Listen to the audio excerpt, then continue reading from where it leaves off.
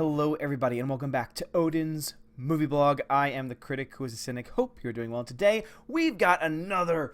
already the title has got me excited. We got Scotty Boy is back. Scott Mendelson over at Forbes.com says, box office, Captain Marvel is being set up to fail. Ooh, boy. Well, this coming from Scott Mendelson is huge news, at least for me, because he's constantly in the past just made up garbage, made up nonsense about why things are doing poorly, why things aren't doing well, why Solo didn't do well because of Star Wars fatigue and because there were other movies that were coming out and because of all this other stuff. Well, now it looks like he's going to give the same treatment to Captain Marvel. He's not saying that Captain Marvel is going to fail because it is pushing, at least it seems to be pushing, a identity politics narrative. Instead, he's saying, oh, it's because there's other films coming out and it could possibly affect the film. But also, when he says fail, he doesn't mean Solo fail. He doesn't mean actually lose money. He just means not reach goals. It just means not to reach the expectations that a lot of people have, because it has come out in certain articles where they say that she is going to be the next billion-dollar star. And though I think this film is going to make money at this point, obviously I still think it's going to be profitable. To say it's going to make $1 billion, I think might even be a little bit of a stretch. Keep this in mind.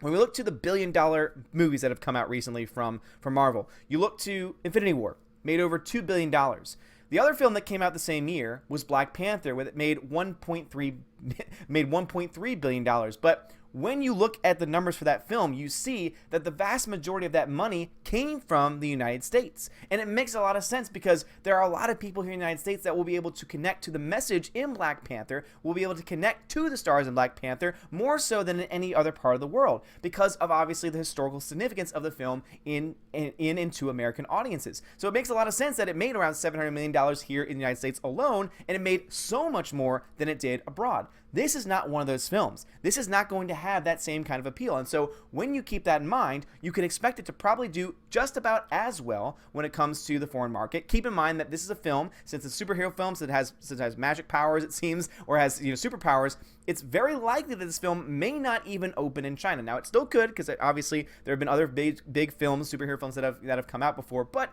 it's always a possibility, because China is not always very straightforward with what films it's going to let in, what films it's not going to let in, so that could be an impact as well. But with that in mind, it seems to indicate that this film will go the line of a lot of other Marvel films, where it'll do well, it'll make hundreds of millions of dollars, but it might not necessarily reach that billion-dollar point. And if they are banking on this film being this huge financial success to say, oh, look, a female superhero can do great, that's the problem, is that they are writing too much on that. Instead of saying, let's tell a good story with a good character arc, with a good plot setup, and with good action and with good cinematography, instead of doing that, instead of focusing on the basics, let's instead focus on the narrative that this is the first Marvel film in the last 10 years that is a female-centered story, and it has to be good. It's going to be amazing because of that film alone. And as all of us know, that does not make a movie.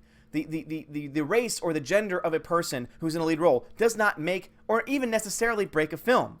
And we have countless examples throughout history to show this very thing. But it's important to realize that that is not something that you can run a movie on, because if all you're going to do is run this movie on identity politics, it is going to be bound to fail. We look at Ghostbusters 2016. That movie was ran on a identity politics narrative. The movie itself was not very good, and people question, why does this movie exist? Why is this film being made? And guess what happened? That movie flopped. That movie did not make money. That movie did terribly. Now, I think this is in a lot better position, because this is coming within the Marvel Universe. The Marvel Universe now spans 10 years when it comes to the actual films itself. It has made billions of dollars at the box office, and so it has made a lot of money and built up a lot of goodwill. Kevin Feige, I say this all the time, Kevin Feige has built up so much goodwill that even with this film, even though we already have the media, of course, doing what they normally do, but even the trailer, and I keep going back to this point, there's a part in the trailer where it says, her, a hero. And they were already focusing on that identity. They were already focusing on this very fact. And if they continue to do that in their promotion for the film and try and push this narrative saying, oh, it's a female, oh, it's the first female, oh my goodness, it's going to hurt the numbers, because the more you politicize a movie, especially a movie like this, the worse it's going to get for the total box office numbers. But anyway, let's get to the crux of what Scott Mendelson has to say here. So again, this is Scott Mendelson, who's not going to be saying anything of what I just said, but is instead going to be making excuses. This film just like he did for episode 9, because he did this too. He made excuses for Solo making, losing money at the box office, and he's already made excuses as to why episode 9 might not make as much as the other films as well, saying, oh, it's a crowded film, it's a crowded weekend, it's a crowded few weeks for that film to do well, even though we know that in history, that has not stopped people from going to see Star Wars films in the past, and Star Wars films making a lot of money. Again, that doesn't stop people from going to see a movie, especially if it's a movie that people are excited about. Not really a whole lot of excitement, at least at this point, from a lot of people within the fandom menace, especially for episode 9. Same thing going on here. Again, the same thing can be said when it talks about this film, because already Scott Mendelson here is trying to make excuses as to why it might not do very well, why it's being set up to fail, in his mind fail, and why it might not break $1 billion, because in this article, that's what he's trying to say is failure. So he says, in news that broke yesterday while I was catching up with Dan Fogelman's Life Itself, saying how it's not that bad. Again, that's what it seemed pretty much the case that film was going to get destroyed just because it's not the typical film that critics like. But anyway, we see that pits it against Sony. So basically what they're saying here, so the rest of the film, so the film itself is being put against, let's see, Birds of Prey, Peter Rabbit, hashtag Justice for Paddington, and 1 week before the untitled James Bond 25. Amusingly enough, James Bond 25 was initially slotted to open 1 week after Wonder Woman 1984 and will now open 1 week after Birds of Prey. So basically he's trying to say these are the movies that are coming out. So Birds of Prey, Wonder Woman 1984,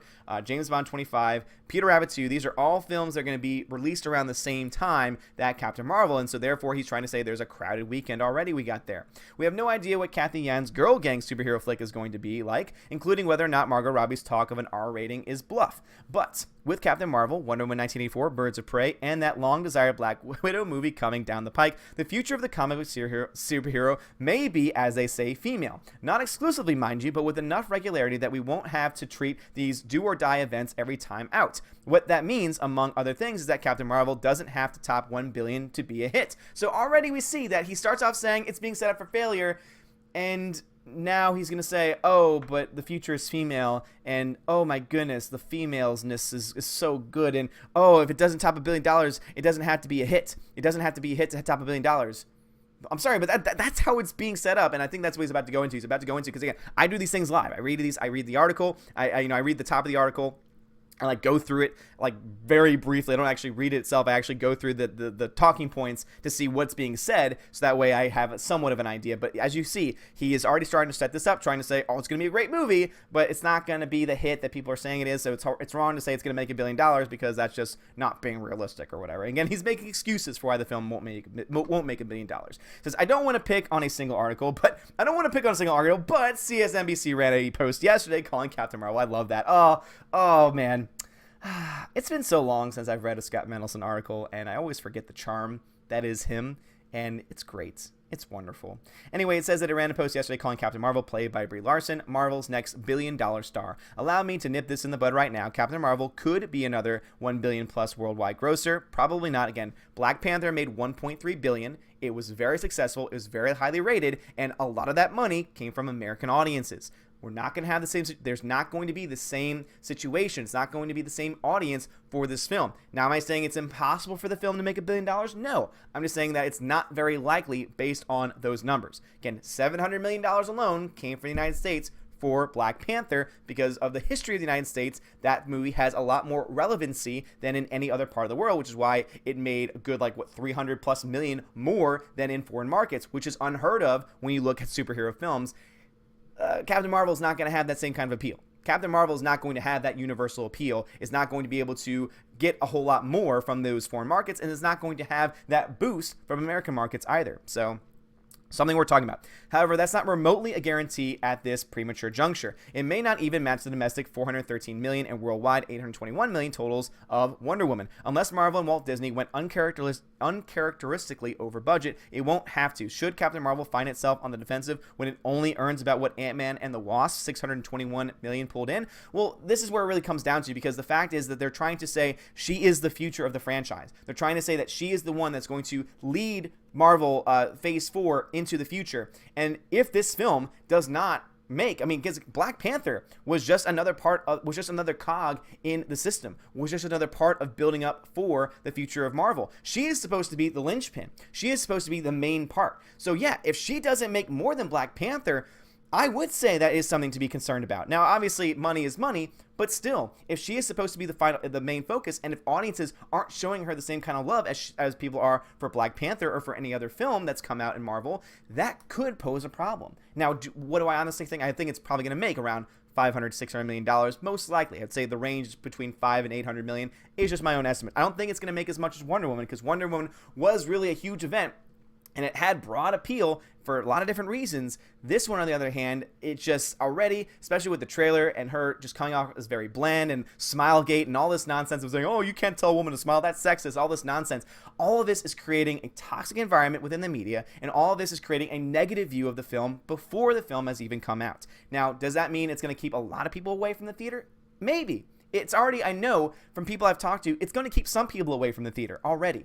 And there are other people who are kind of like me saying, well, I don't think I'm going to pay for it. I think I'm going to pay for another film and go see it instead. And, maybe I'll wait for another trailer to quell any of my fears. But at this time, she just looks boring.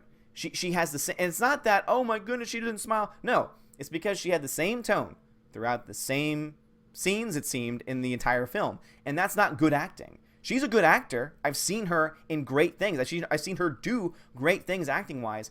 But this trailer was just a terrible trailer as far as showing her performance, because it was just monotonous. It was the same note, the same tone, and that's not good.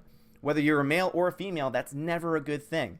In acting, that's like acting 101. Don't be monotone. Don't be on the same level constantly. And so I really do feel like that is going to be a major problem for the film moving forward.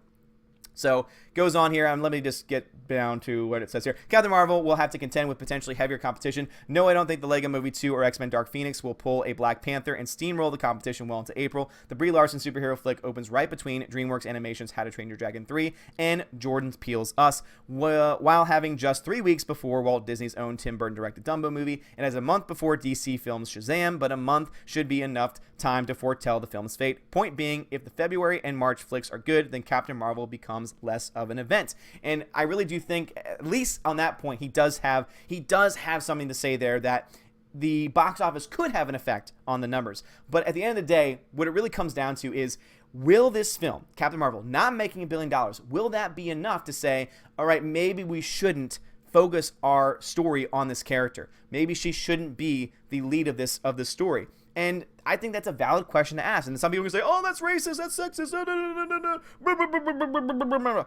Like, that's all I hear. That's all I hear.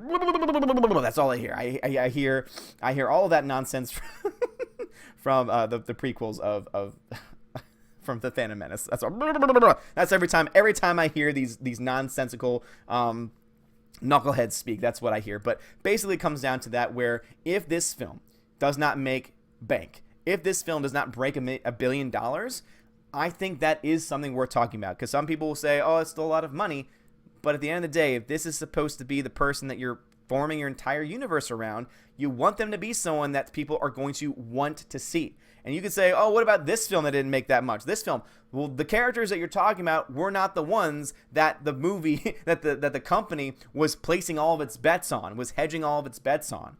And so you have to keep that in mind, because really, when you look at the Marvel universe, it's all been teamwork. It's all been about how the pieces fit into the puzzle. This is the first time where the company has said, the future is female. The future is Captain Marvel.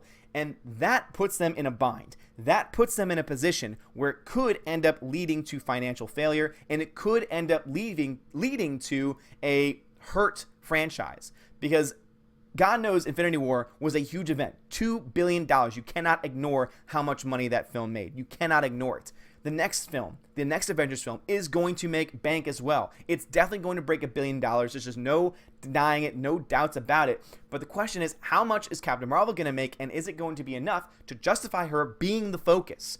Because that's what they've said. They've admitted it, saying she will be the focus of the future of the Marvel films. And if she can't be that linchpin, if she can't be that money draw, they might have to go back to the drawing board. But anyway, guys, what are y'all's thoughts about this? Do you think that Scotty Mendelson has anything? I mean, look at that. I mean, look at her. She's just bored. She just looks bored. And people say, oh, you're being sexist because she's not smiling. It's like, no, it's because she looks bored. She sounds boring because she has the same monotonous tone all throughout the trailer. There's no levels to her voice. When you do that, you are boring. You are a boring actor when you do that. And so therefore all of this is tied together and not just one little thing saying, oh, she's not smiling and that's awful and that's awful.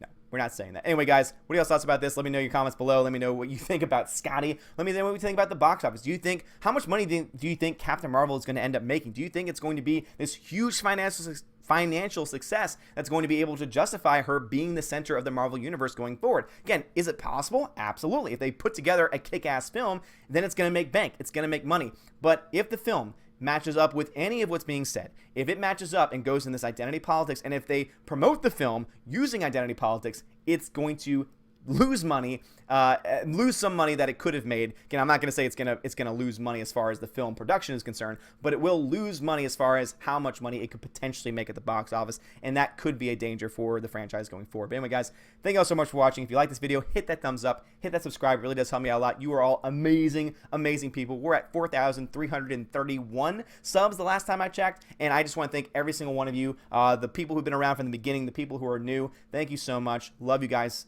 And I am just still having so much fun doing this. And so as long as you are here still having fun and I'm still here having fun, I'm going to keep on doing this for as long as I can. But anyway, guys, thank you all so much for watching. Have a great day. And as always, God bless.